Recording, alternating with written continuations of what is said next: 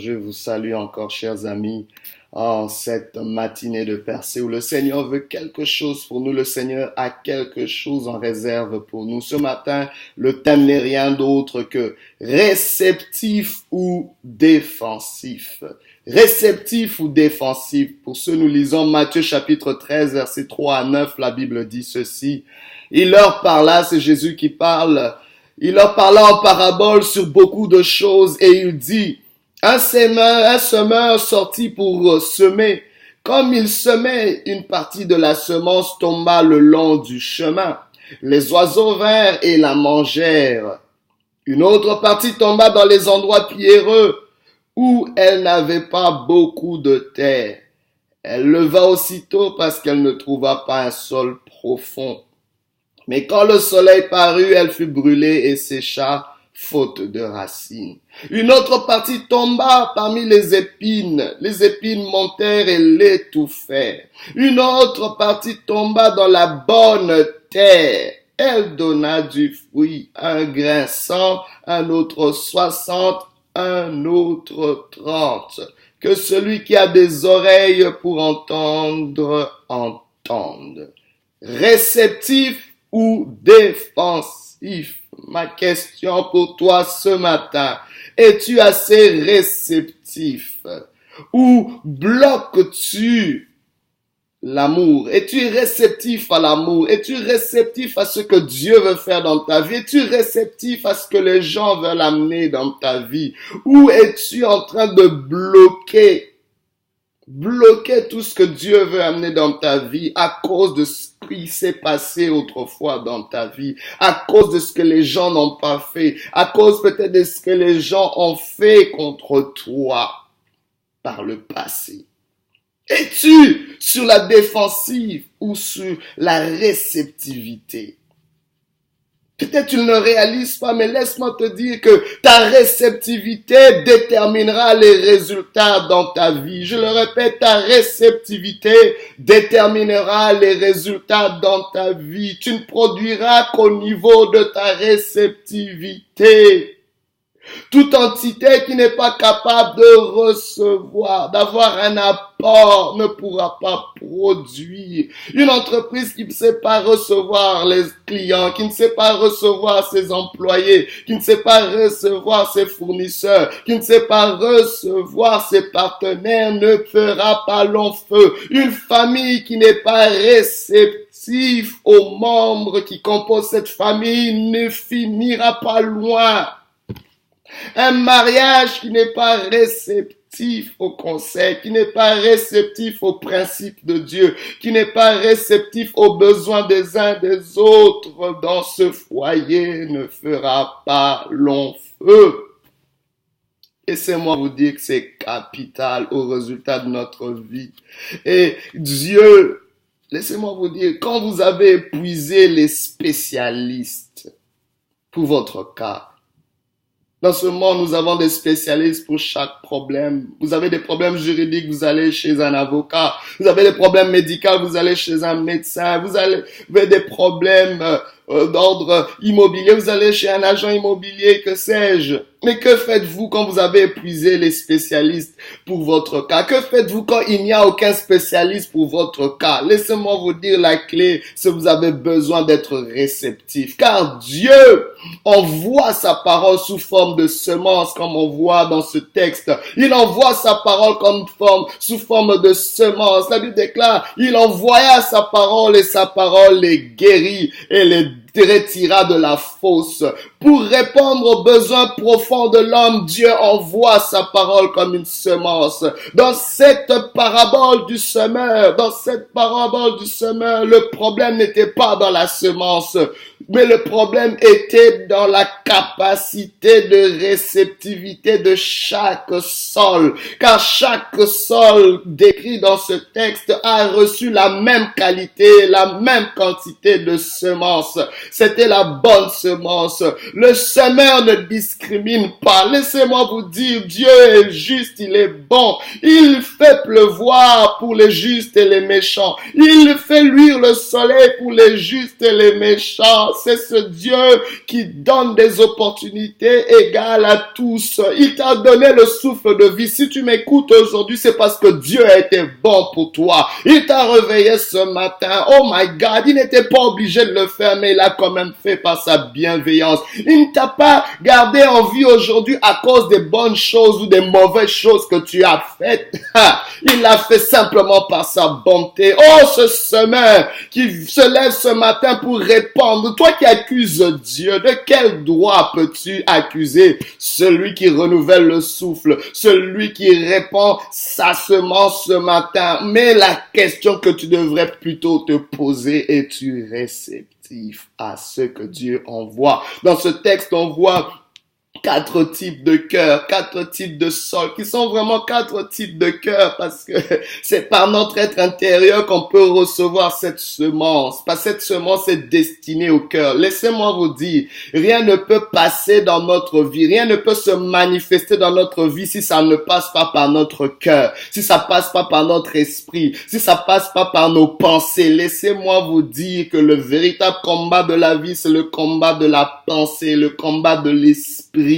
Et Dieu envoie sa parole et esprit et vie. Elle vient pour nourrir quelque chose, pour nourrir ton cœur. Ton esprit se nourrit de la parole. Tu ne peux pas nourrir ton esprit par le matériel. Tu ne peux pas nourrir ton esprit par les acclamations des hommes. Tu ne peux pas nourrir ce qui est spirituel par ce qui est matériel. La parole de Dieu qui est matérielle, mais qui matérialise toutes choses, est l'élément qu'il faut pour ce cœur. Ainsi, ce semeur vient répandre sa parole, vient répandre sa semence de vie, de solution, de guérison. Cette parole est spécialisée dans les cas les plus difficiles, les plus compliqués. Si tu es buté à un problème de spécialiste, je ne sais pas décrire ton cas. Ton cas peut même pas être décrit parce qu'il n'y a pas de spécialiste spécialisé pour cela. Tu es passé à gauche et à droite. Personne n'a pu résoudre cette situation. Mais laisse-moi te dire,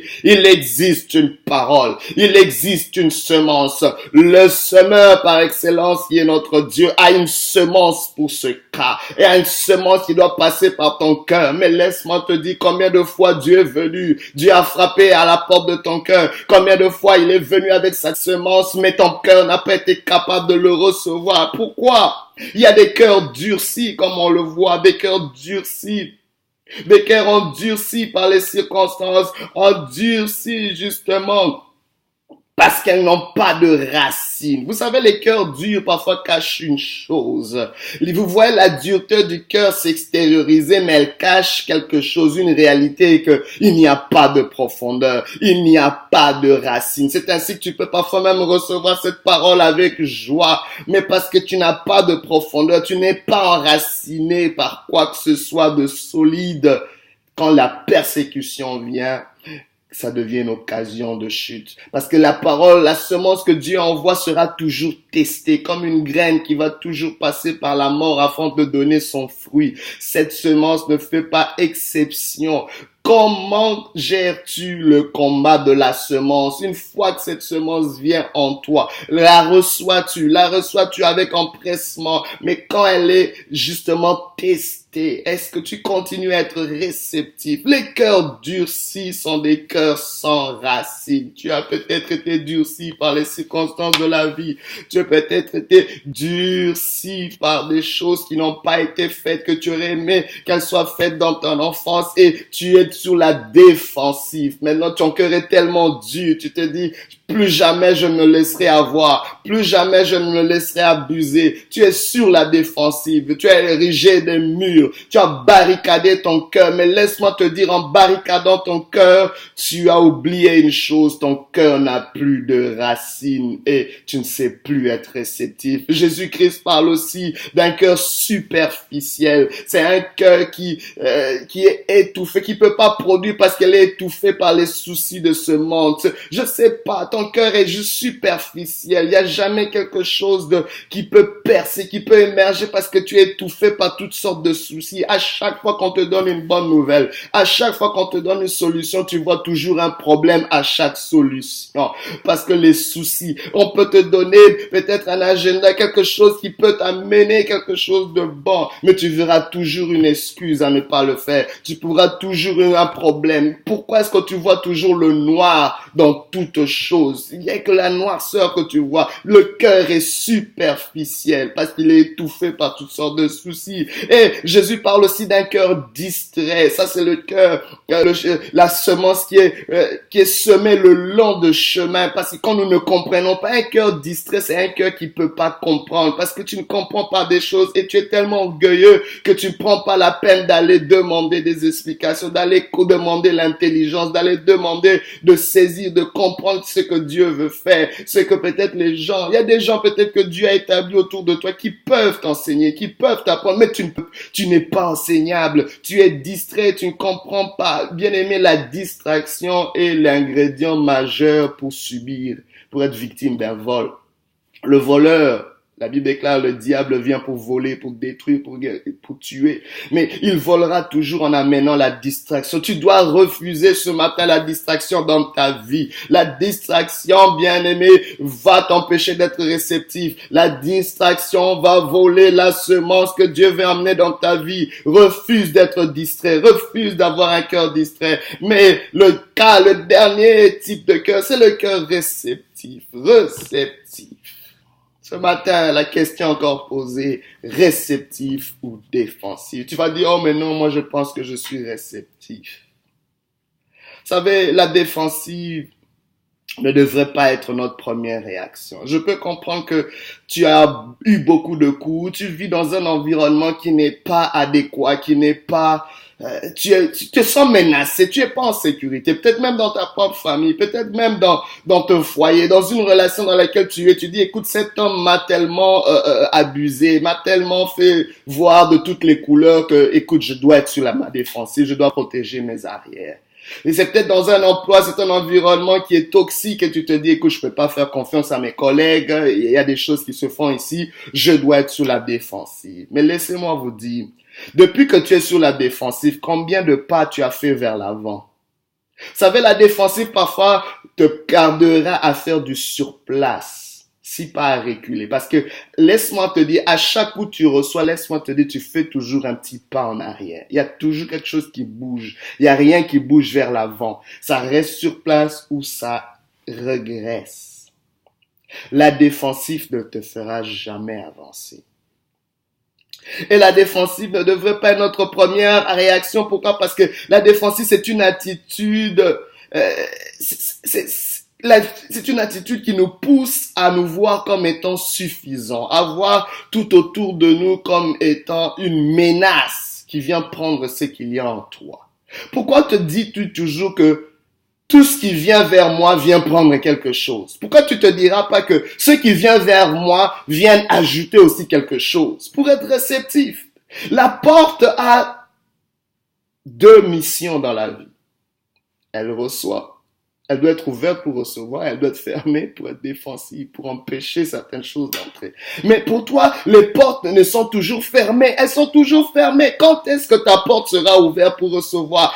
Y a-t-il pas une bonne nouvelle qui peut frapper à la porte de ta vie? N'y a-t-il pas une bonne nouvelle qui peut frapper à la porte de ta vie? Tu es tellement habitué à recevoir des mauvaises choses que tu te dis que dans ma vie, je ne recevrai jamais rien. Tout est noir ou tout ce qui vient vers moi vient pour prendre des choses. Les gens qui viennent dans ma vie viennent toujours pour m'abuser, viennent toujours pour me trahir, viennent toujours pour me blesser. C'est pas vrai. Ôte cette mauvaise semence dans ta vie dans le nom de Jésus. Sois réceptif ce matin. Ce matin, laissez-moi vous dire, nous avons plus que besoin d'être réceptifs d'une chose, c'est l'amour. Nous avons besoin d'être réceptifs de l'amour, l'amour, l'amour, l'amour. Et l'amour, nous ne devrons pas la recevoir à cause de ce qu'on a fait ou de ce qu'on n'a pas fait. Nous avons été créés pour l'amour et par l'amour de Dieu.